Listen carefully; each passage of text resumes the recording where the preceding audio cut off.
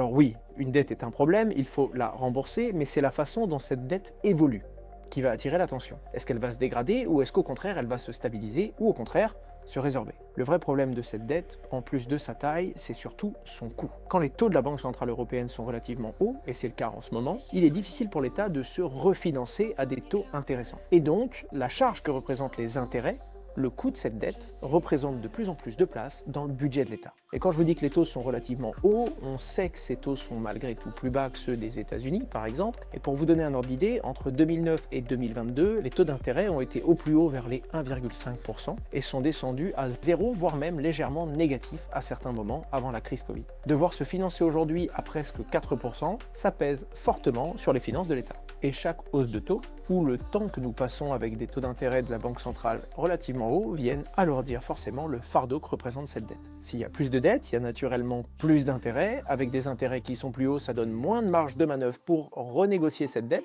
et ça ne laisse pas beaucoup de choix à l'État, si ce n'est s'endetter encore plus pour payer les intérêts sur la dette qu'il doit déjà. C'est cet engrenage et cette tendance que les marchés financiers surveillent. Et c'est l'une des raisons que la qualité de la dette française, une note distribuée par certains établissements de notation, a été baissée il y a peu.